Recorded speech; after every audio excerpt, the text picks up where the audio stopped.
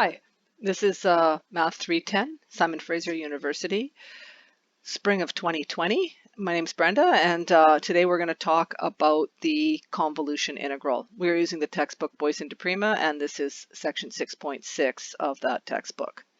So we have been working through how to use the Laplace transform to solve second order constant coefficient differential equations, and we've noticed that a primary advantage of this is that we can handle a much wider range of forcing functions on the right hand side.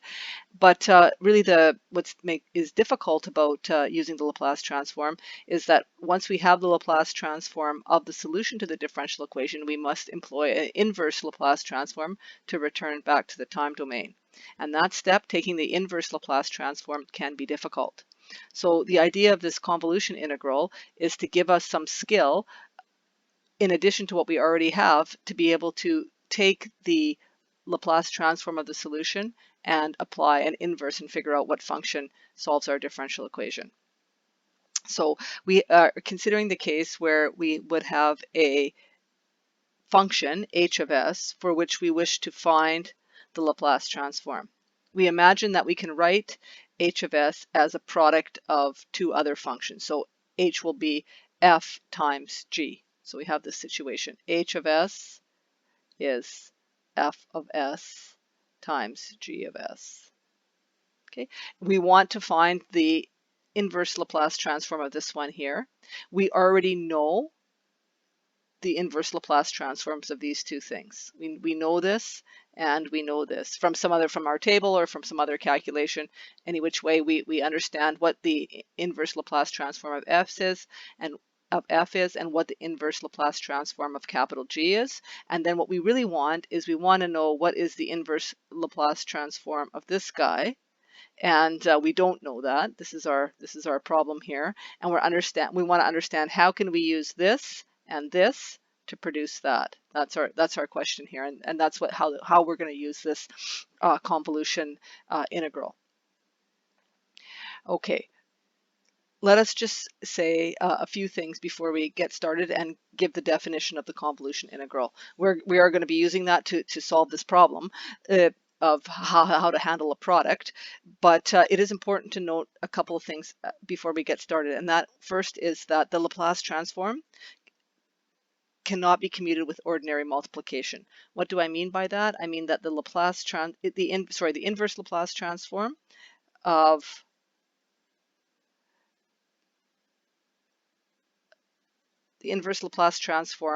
f times g, so this is a product of two functions, that most definitely is not equal to the inverse Laplace transform of f of s multiplied by the inverse Laplace transform of g of s. Okay, we can't do that. No. If you like, you can concoct an example for yourself and find it would be easy to find a counterexample and show that this does not work. Okay, so convolution, we're going to think of convolution, and in fact it's a good way to think of it, as a sort of generalized notion of a product.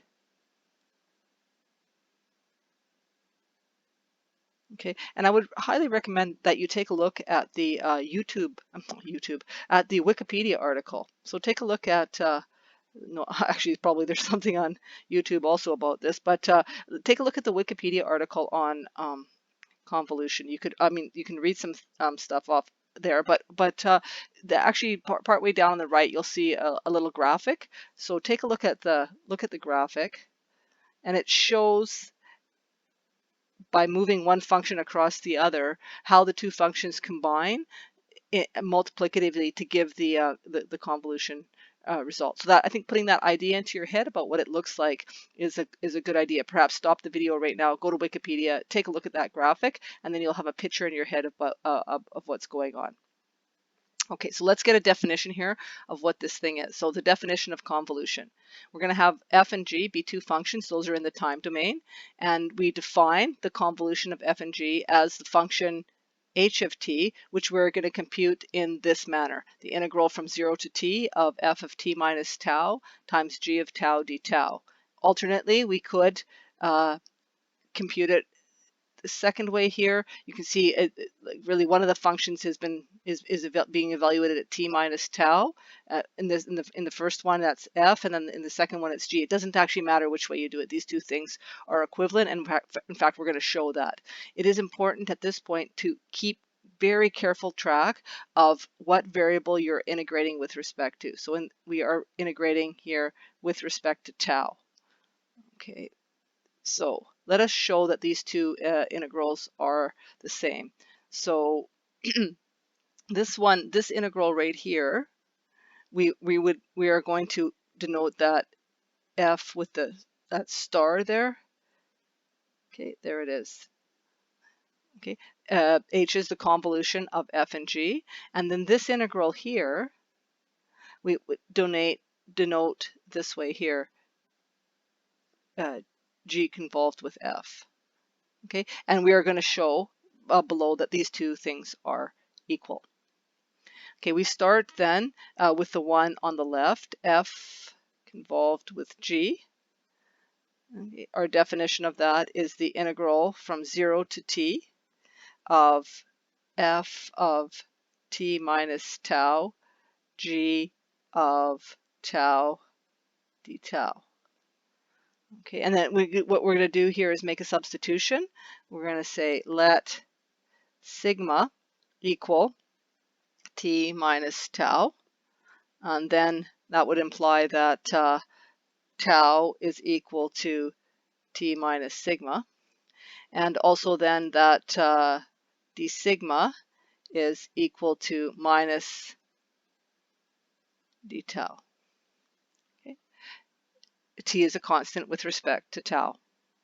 Okay, further we're going to change the limits of integration, do a complete substitution, and we'll note that, so here I'm integrating with respect to tau, so my limits are going from tau equals 0 to tau equals t.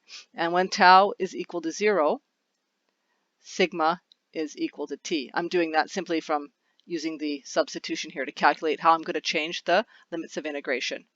And then when tau is equal to t, sigma will be 0.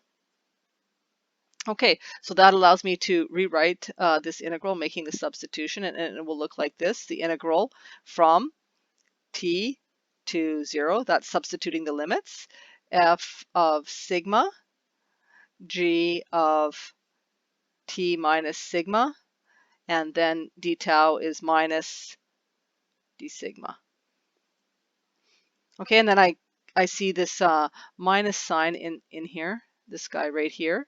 This, and I also see sort of, in some sense, the way I don't typically write the limits of integration, and I can then switch the limits of integration, which makes the integral the negative of what it was before, and then combine that with that negative sign and rewrite. So I'm going to do that. So that then will be the integral from 0 to t of f of sigma g of t minus sigma d sigma.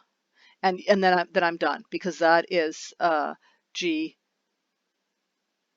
with f of t. Okay, so the variable of integration, it doesn't matter if it's tau or sigma. So in this case, when I started here, I've got the tau, the tau, the tau, tau, and tau, and down here it's exactly the same, but I've got sigma, sigma, sigma, and then this is going to be sigma equals 0 to sigma equals t.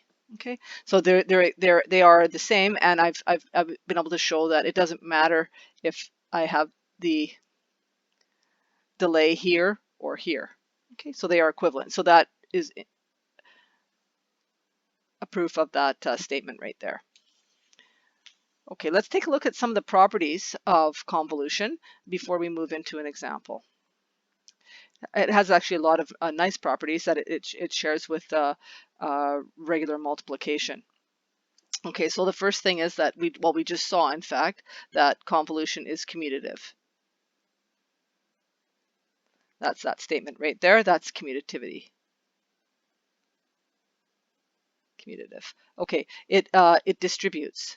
So we have this situation here. If I convolve f with a sum of two functions, g1 and g2,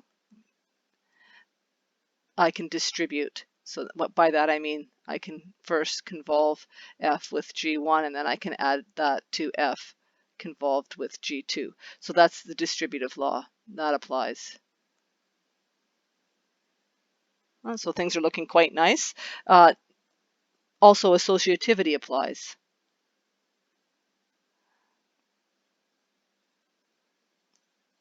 That means I can group them. I can first convolve f with g and then convolve with h, or alternatively, I can first convolve g with h and then after that convolve with f, and I get the same result. So associativity is there. It has the zero property, that is f convolved with 0 is equal to 0 convolved with f, and that is equal to 0. So that is the zero property. Okay. What does it mean to be 0 actually in this context? Let's make sure we understand what that is. We're talking about functions. So 0 here, 0 is the function that has value 0 for each value of t.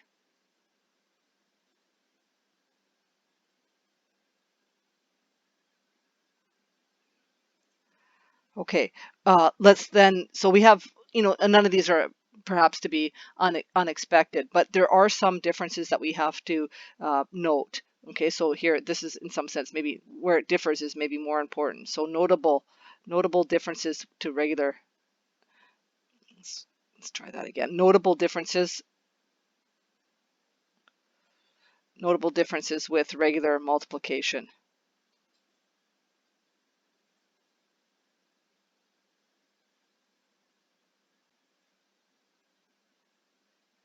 Okay, what are those? F convolved with 1 is not equal to f.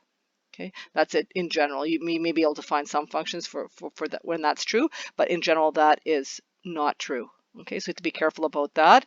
The other thing that is different is that if I take f and I convolve it with f, it's not necessarily positive.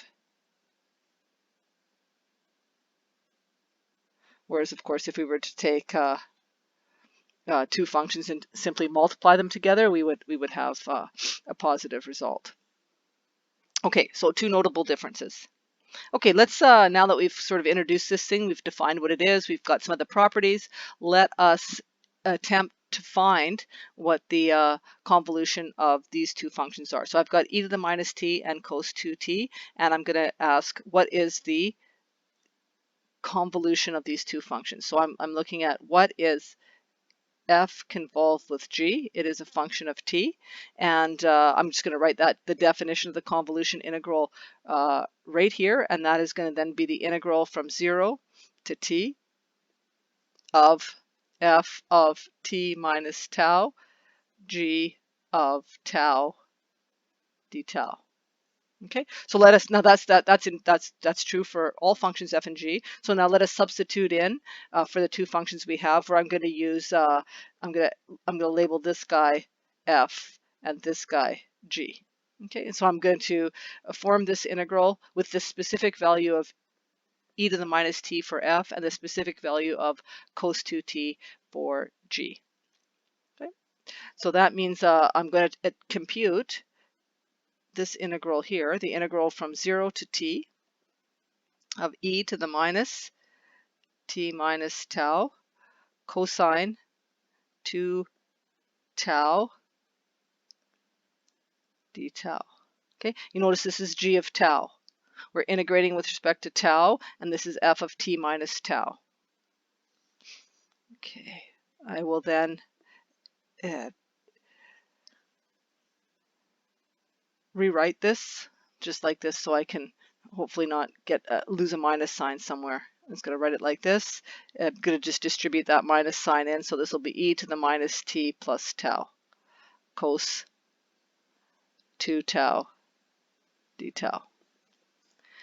Okay, I'm looking at this. What type of technique am I going to use to integrate this? When we see these it's a product, and then we see the cosine there, and into our heads hopefully comes the notion that if I were to differentiate the cosine twice, I would be back where I started from. So maybe I can go by parts twice and then do a little bit of algebra and be able to figure out what this integral is. And that indeed is what I'm going to do, go by parts twice. You may want to stop the video actually and just do that and make sure that you can do it, and then you'll be able to check your answer once I do it. I'm going to check my answer too for that matter. Okay, so let's try this by parts. By parts. I probably will omit some of the algebra steps here. Feel free to stop of course, and then just fill those in. Assure yourself that that you can do this computation. We've done many of these integration by parts earlier in the course. Okay, so I'm going to let u be equal to cosine 2 tau. And then that means that du will be minus 2 sine 2 tau d tau.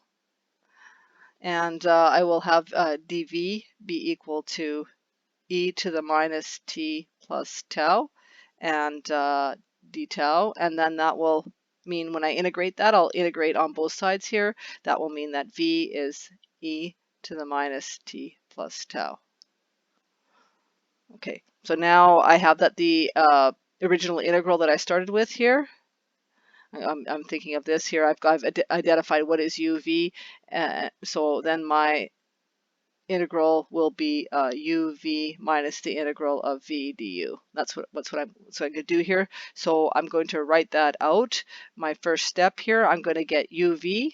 Here it is, uv e to the minus t plus tau cosine 2 tau, and that's going to be evaluated when tau equals 0 and tau equals t. You don't normally have to write what variable you are here, but it is easy to confuse whether you're in it, because I think it's just because we often integrate with respect to time, so it's often easy to confuse that your limits might be referring to the variable t, but they're not. So I'm just trying to be extra clear here to write that the limits of integration are from tau equals 0 to tau equals t. Okay, plus, now we're doing his minus the integral of v du, and so that's going to be plus 2 integral from 0 to t of e to the minus t plus tau sine 2 tau d tau. And carrying out the evaluation here, I will get cos 2t minus e to the minus t plus 2 times the integral from 0 to t of e to the minus t plus tau sine 2 tau d tau. Okay, despite the fact that this is a little bit of work and that it's very easy to make an error while you're going through this, is so long as you go slowly enough, try to be cautious not to make an error. The problem at this point maybe you can see that the problem is effectively solved, because I've ended up with something here that looks quite similar to what I started with here, like that, except that the sine is replaced by a cosine. So if I do this procedure again, because the derivative of sine is cosine, I'm going to get back to what I started with. Then I'll be able to combine both of those integrals on one side and do a division and figure out what's going on. Okay, so now I got to do it again by parts. I'm thinking about computing this this integral here by parts.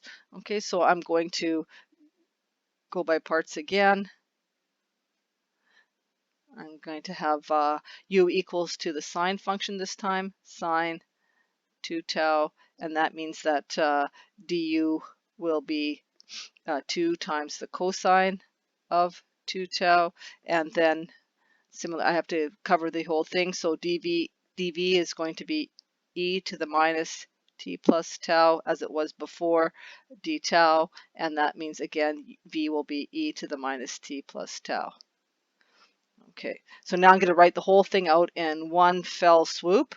My original integral that I was trying to figure out, the integral from 0 to t of e to the minus t plus tau cosine 2 tau d tau is going to be equal to cos 2t minus e to the minus t, cos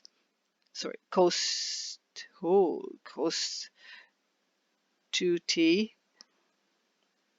minus e to the minus t plus 2 times, there's that 2 coming from there, 2 times, now here's my integral that second integral, this one here that I'm doing by parts. So that's going in here. That's going to be sine of 2 tau. So this is uv here, this uv, sine 2 tau e to the minus t plus tau evaluated at tau equals 0, tau equals t. And then minus, now this is, I'm doing now minus v du here, and I'm going to have here minus 4 times the, here I'm going to, I think I've got a 2 there. Let me make sure I get this right. I've got a 2 there and I've got an additional 2. Okay, so that means I've got the bracketing this way here.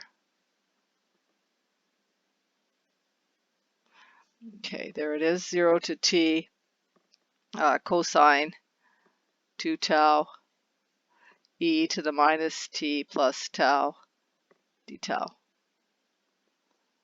Okay, now I am in an extremely happy situation because I see that I've got this integral sitting right here. This is the guy I'm trying to figure out, and it is also the exact same integral is sitting here. So I just treat this like a variable. I can then combine this minus 4 of them. I can move this to the other side here, adding it to this one to get 5 on this side, and then simply divide through by that 5, and then I will get my answer. So let me just do that right here nicely in red to make it stand out. So then I have that the integral from 0 to t of e to the minus t plus tau cosine 2 tau d tau is equal to 1/5 of 2 sine 2t plus cosine 2t minus e to the minus t. Okay, so I've also done this evaluation at the same time. There we go. So we have a value for the integral, and that integral, this thing right here, is the convolution of e to the minus, so this thing right here is the convolution of e to the minus t convolved with cosine 2t. There it is. Okay.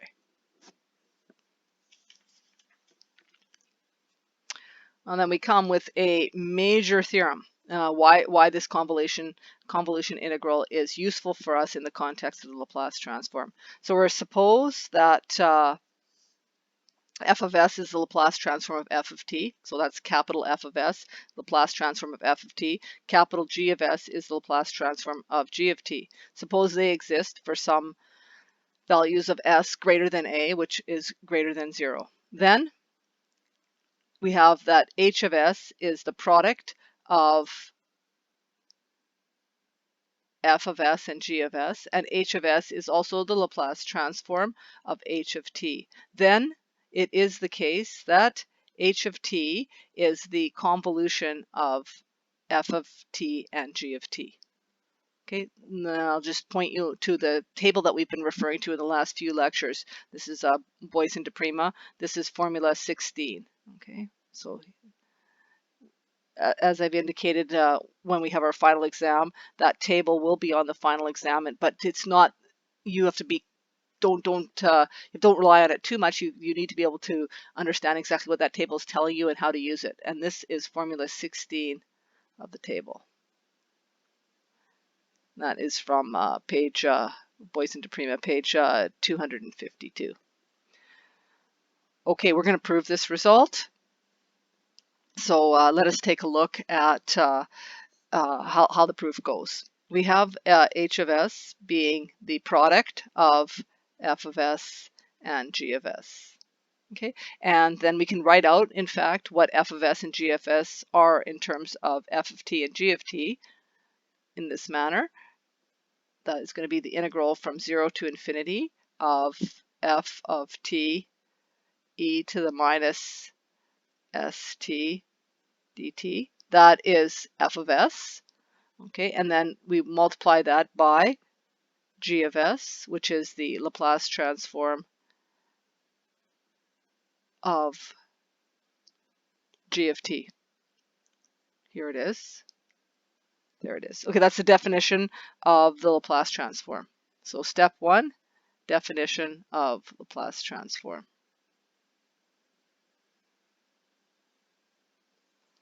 Okay, next thing we do is we take a look at this product of these two integrals here, and we rewrite it as an iterated integral. So that looks like this. I'm going to put on the limits so that we're clear about which one is where. So, I mean, I could do that up here too. This right here, for example, because this first integral is being integrated with respect to t, this is t equals 0 to t equals infinity, and this one is being integrated with respect to u, so this is u equals 0 to u equals infinity. So now I'm here, I've got the, I'm going to write this as an iterated integral. It looks like this, u equals 0 to u equals infinity, like that, g of u, and then I'm going to write this one here. This is now the t equals 0 to t equals infinity of f of t e to the minus s t plus u, and then we have the du. And I've lost the dt. There's the dt, and then we've got the du. Okay, so that is right as an iterated integral.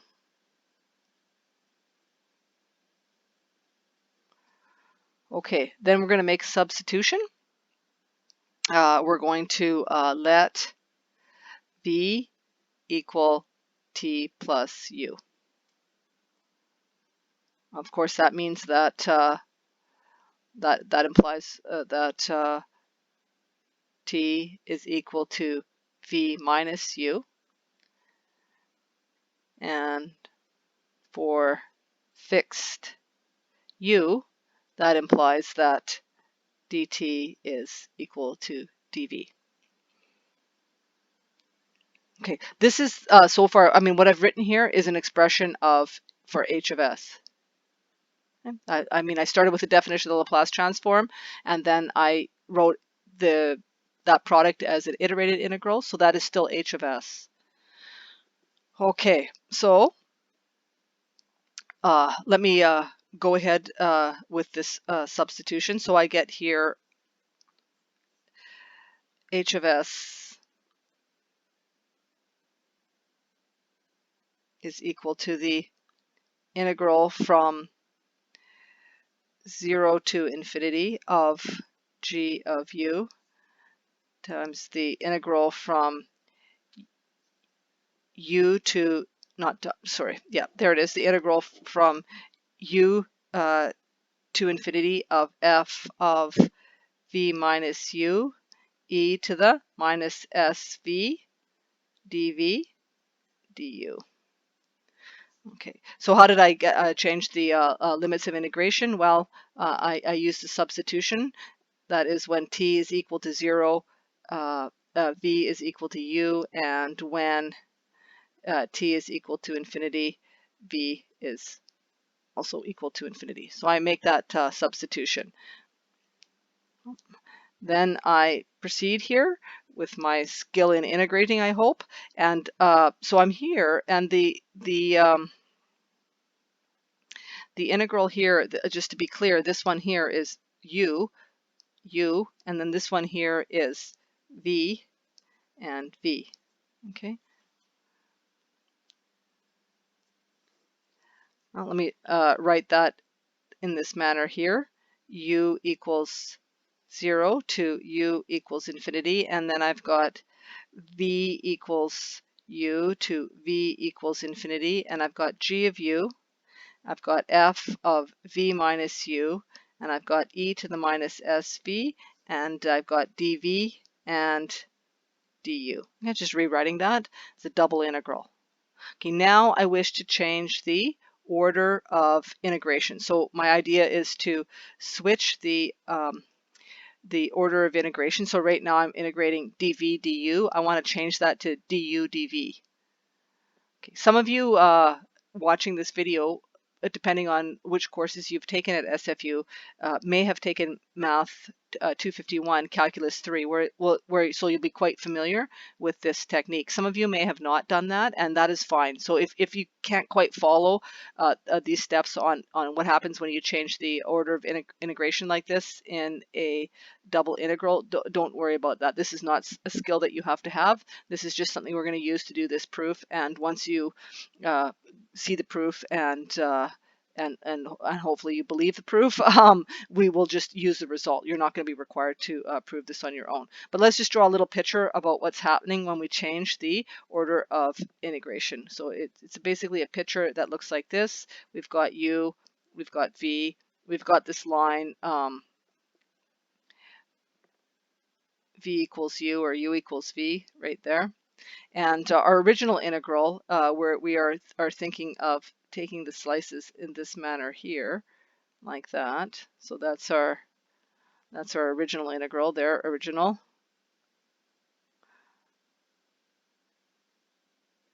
Okay, and then when we change the, so this is here, v equals u, and then we're over here with v going to infinity.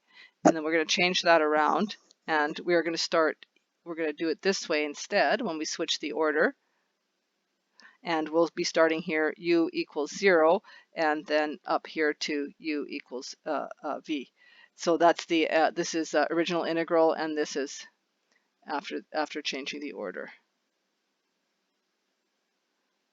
Okay, so that's what you're going to see happen here. We're going to then write this in that manner. That's going to now be, we're just going to go from b equals 0 to v equals infinity, and from u equals 0 to u equals v, and we'll have still here g of u, f of v minus u, e to the minus sv, but now we will have here du dv. So we've switched the order of integration. Okay, this thing has changed to this thing here, and consequently these things have changed from what they were here. Okay.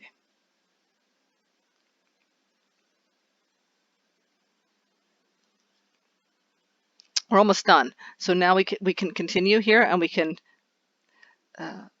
separate in this manner, e to the minus sv, and then we have here the integral from 0 to v of g of u, f of v minus u du. I'm thinking like this as dv.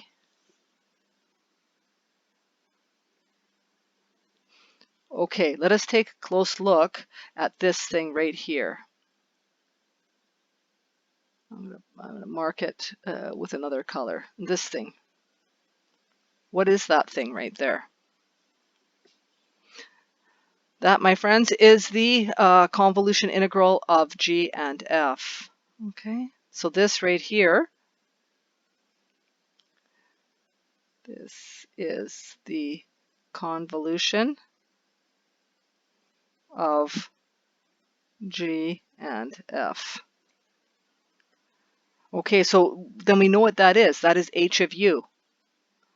So that then allows me to write this like this: the integral from 0 to infinity of e to the minus sv, h of u du. And that is the Laplace transform of h of s. Sorry, let's try that again. Laplace transform of h of t. And what is the Laplace transform of h of t? That is h of s. So we started here with h of s. There it is, h of s being the product. And we found out that indeed we got to the end of h of s, and that is the Laplace transform of h of t, where h of t is the convolution of g and f. A major theorem. Okay, that is what is going to make this thing useful. If we have a product, if we have a Laplace transform that's the product of two functions, then we can compute the time domain value of the time domain function h of t as the convolution of the time domain functions of f and g. Okay, let us see this thing in action. We're going to attempt to find the Laplace transform of this function here, f of s. We want to find the inverse Laplace transform of this function f of s.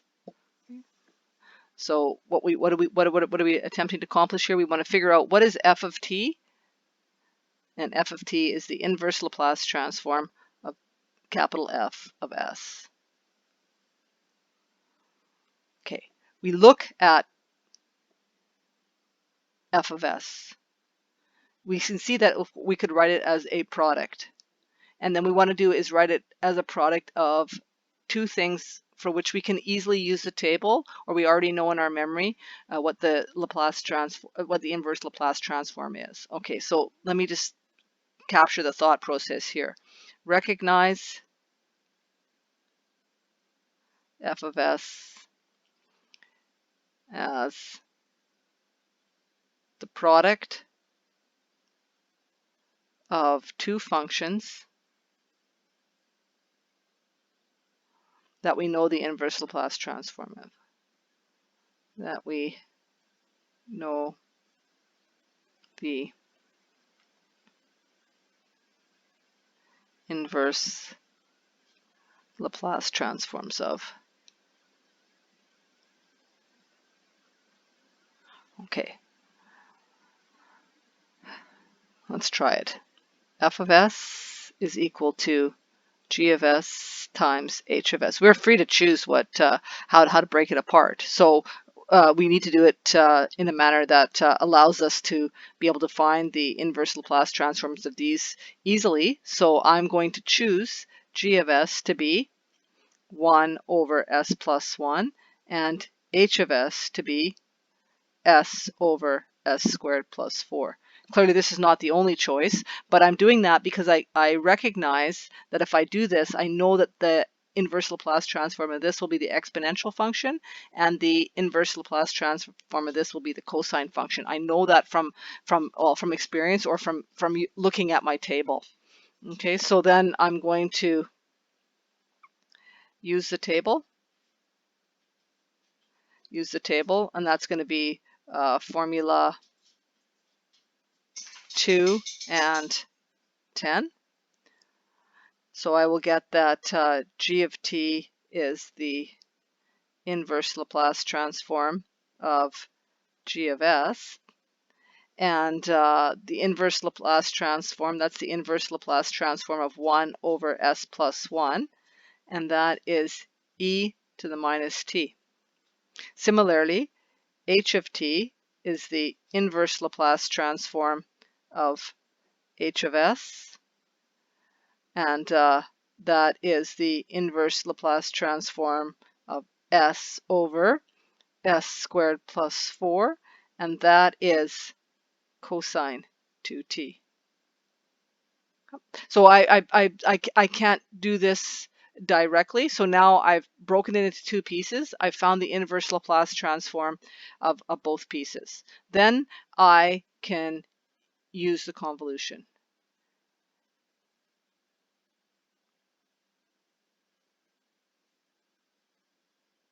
Okay, because I know that f of s is the product of g of s and h of s, then I know that f of t, which is what I wanted to find in the first place, f of t, the inverse Laplace transform of f of s, and that is the inverse Laplace transform of g of s times h of s, because f of s is the product g of s times h of s.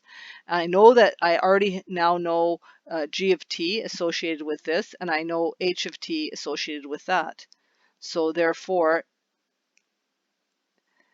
f of t is the convolution of g of t and h of t.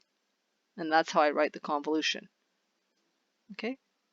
So then when I write that in this manner, I see that this is the convolution integral, this one here, e to the minus t minus tau, because that is g of t is e to the minus t, so this is g of t minus tau, and then we have here h of tau, which is cosine 2 tau d tau. And that's in fact exactly what we did in our first example. Okay, so this is the example from earlier. We don't need to integrate it again.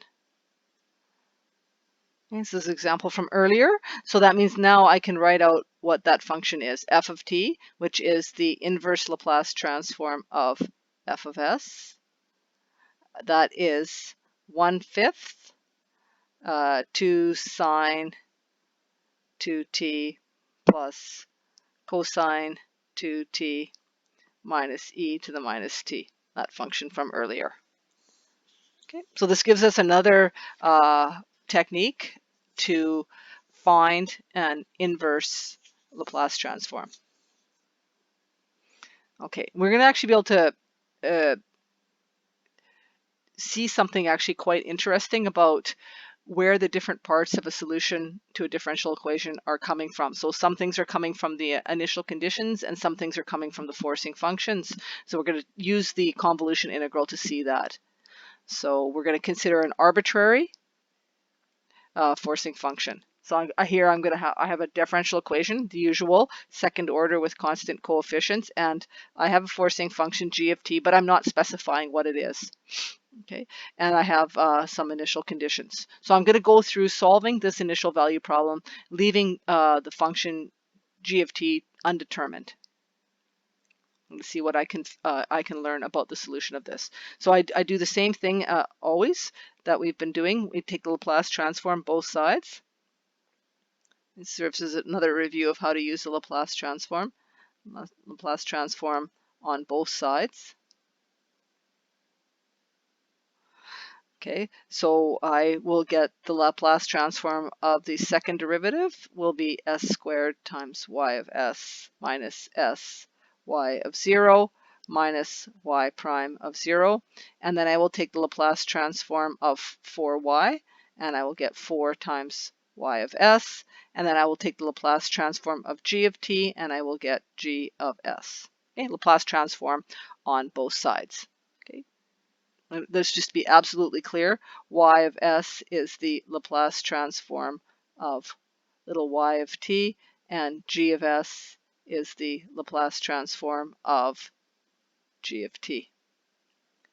Okay, apply the initial conditions. Apply initial conditions.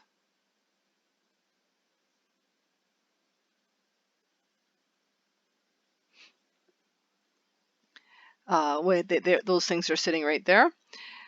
So I proceed to do that, a little bit of factoring, and I will get this. S squared plus 4 times y of s is equal to g of s plus 3s minus 1. So let's just take just before we move on, let's just take a look at this statement here. We see here what is effectively the characteristic equation of the homogeneous constant coefficient differential equation. So that this here is characteristic equation if that was a homogeneous differential equation. We see the forcing function showing up here, and then we see here the effect of the initial conditions. So it's sort of divided up here in some sense. We can sort of see what's going on. This part here is here. So we have the this equation written down, and different parts of this equation are coming from different things from the original differential equation. Okay, so then we continue to solve for y of s. It'll look like this. Y of s will be 3s minus 1 divided by s squared plus 4, and then we'll have g of s divided by s squared plus 4. Okay, now we wish to find out what is y of t. We need to form the inverse Laplace transform of capital Y of s. Okay, so I'm looking at this thing here, and I'm going to rewrite Y of s in this following manner here. So I'm looking at this first term here. Here's what I'm going to do here. I'm looking at this first term here. I can't quite handle that in my table. I'm going to break that into two pieces, and I'm going to rewrite. So that is going to look then like this. I'm going to rewrite y of s, and I'm going to be breaking that boxed green thing into two pieces. That's going to be 3s over s squared plus 4, and then that's going to be minus 1/2 times 2 over s squared plus 4, and then I'm going to leave the rest of it alone. That's going to be still that g of s over s squared plus 4. Okay. Coming soon, though, I'm going to think of this as 1/2 2 over s squared plus 4 multiplied by g of s. I mean, that is what it is. I haven't changed anything, but I'm just sort of splitting things apart a little bit. So I'm now putting into my head that this piece here can be seen as a product of this thing and this thing. Okay. So now I'm going to go and apply my inverse Laplace transform to write out what I can say about y of t. So on each one of these pieces, I'm going to remembering that the Laplace transform is a linear operator, so I can employ the inverse Laplace transform here, and I get here 3 cosine 2t, and then I apply the inverse Laplace transform here, and I get minus 1/2 sine 2t, and then I employ the Laplace transform to this thing here, thinking of it as this product. That means it's going to be a convolution of this the inverse Laplace transform of this function and the inverse Laplace transform of this function. Because it's a product of two Laplace transforms, when I take the inverse, it becomes the convolution of the two time domain functions. Here it is. That is 1/2. There's the 1/2. And then I am going to have the convolution of sine 2t minus tau and g of tau d tau. Okay, so this g of s has inverse Laplace transform g of t. This function here has inverse Laplace transform sine 2t. Okay, I don't know what this is, right? Because I don't know what g of t is. It's been unspecified all along. So I'm stopping right here. I can't do anything. I can't not compute this because I don't know what the function g is. This little function g of t here. I don't know what it is. But I'm going to stop here, and now we can say something about what we might be able to do. And so that is one thing is once we know g of t. So let's notice that. So once g of t is known, we need only to calculate this integral, and we know what y of t is. So we don't have to go through the whole procedure if each time that we change g of t. We can start right here. We have some function g of t. We can compute this, and we're done. And then we get a new function g of t. We just compute this again. We're done. We don't have to repeatedly do this part. We can just compute the once g of t is known. We can compute the integral. And it may be the case, in fact, that would have to be done numerically.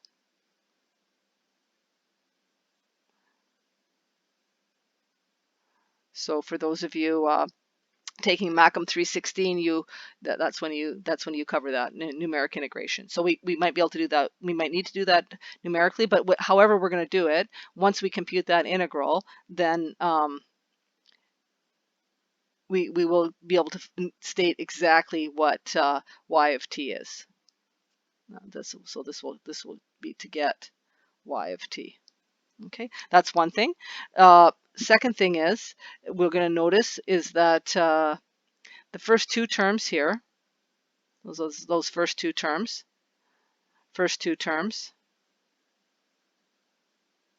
okay, what do they depend on? They depend on the initial conditions and are independent of g of t. Well, first two terms are independent of g of t. Okay, they are in fact the solution of the homogeneous initial value problem. So let's make a note of that. In fact, solution to the homogeneous differential equation. Let me just write out what that would be. That would be y double prime plus 4y equals 0 with those initial conditions. So the first two terms are the homogeneous solution, and the third term, okay, so the third term, this one here, the third term in my solution, the third term, that is independent of the initial conditions. So after I find out what g is, this integral is not going to depend on the initial conditions. That's independent of the initial conditions.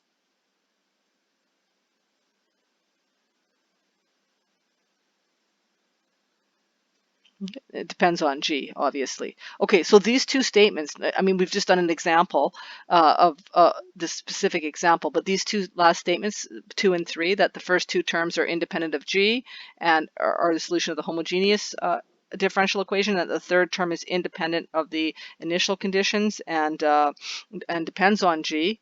That's true in general, not just for this example. This is true in general.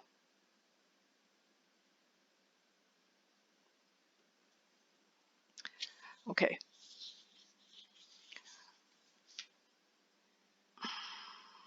There's a little bit of discussion about this situation. So here we have the most general case of a constant coefficient second order ordinary differential equation with a forcing function, and we have the initial conditions specified. Okay, we can go through this situation in general. We'll take the Laplace transform, apply the initial conditions, and do some algebra. I'm going to not do all of the steps here because we've just done this several times, but here is what happens. I actually highly encourage you to try this yourself in general, because then you'll be able to do any one of these, because you'll have basically done the general case. So I'm going to take the Laplace transform on both sides. This is what I will end up with. I'm applying the initial conditions as I go.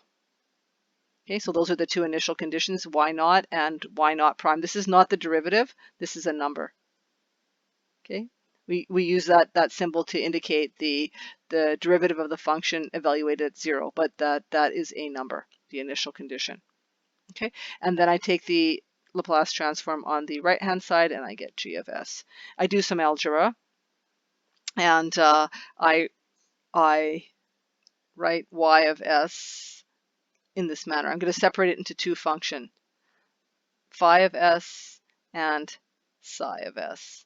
Okay, where phi of s is this thing here, as plus b y naught plus a y naught prime over as squared plus bs plus c.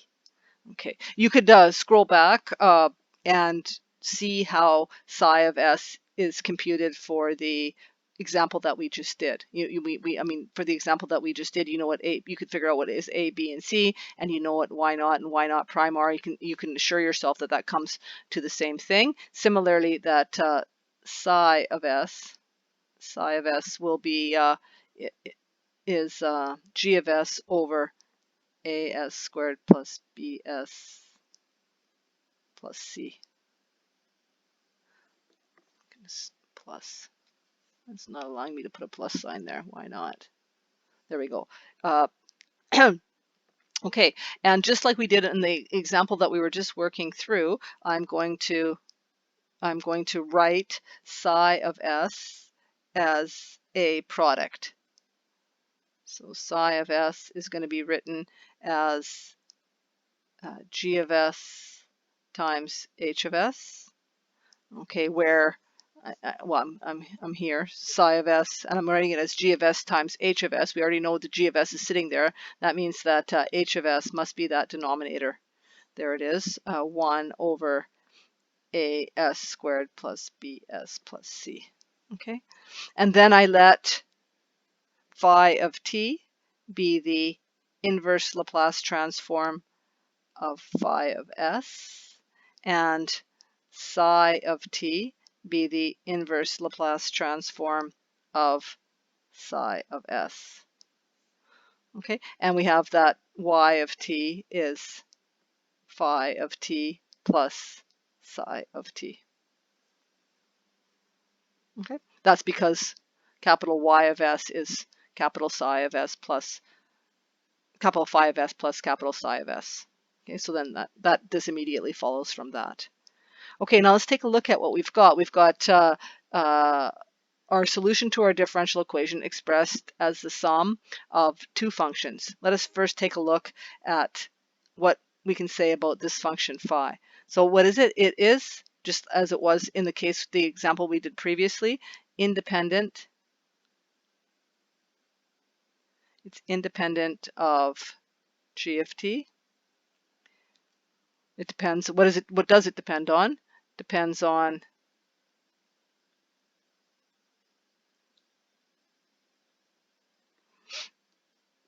the differential equation and the initial conditions.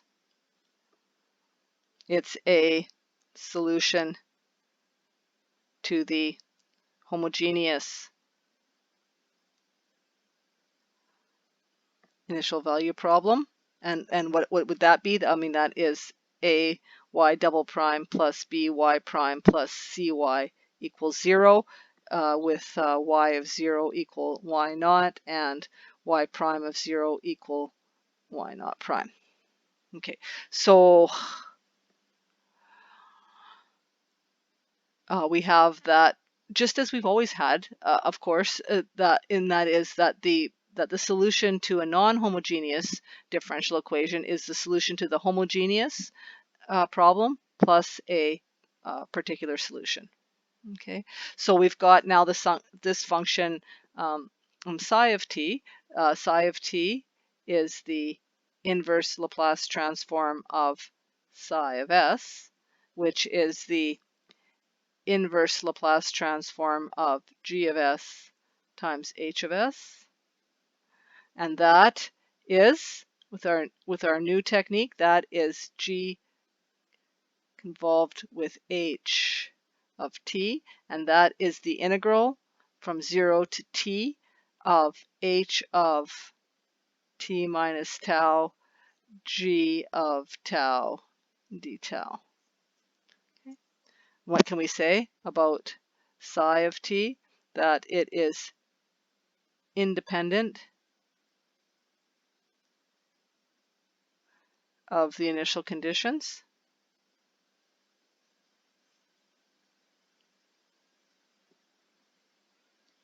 And what does it depend on? It depends on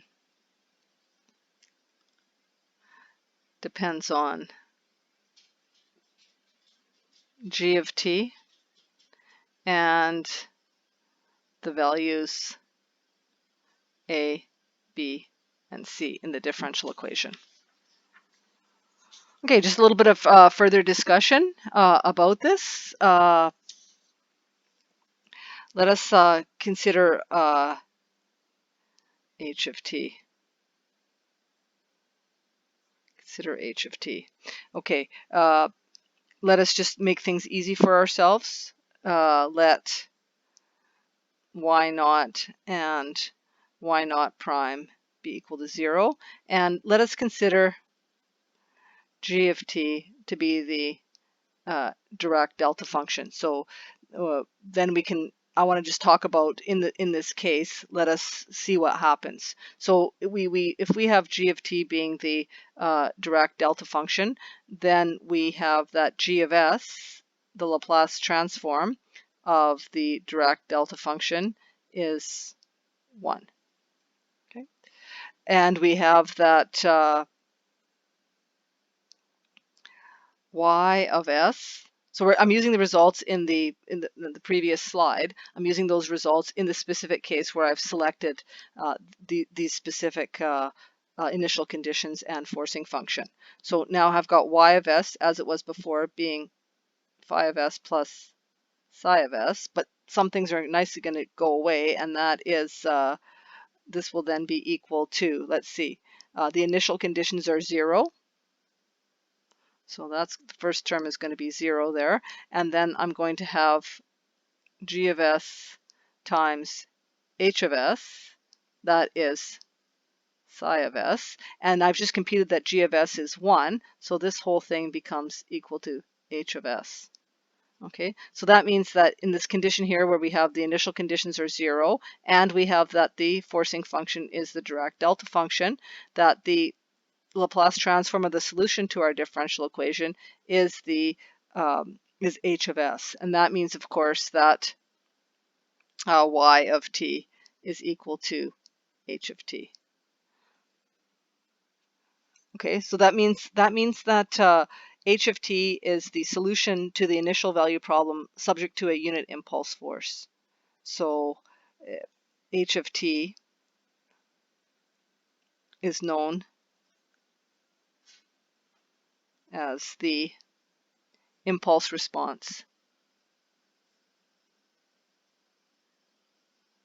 of the differential equation.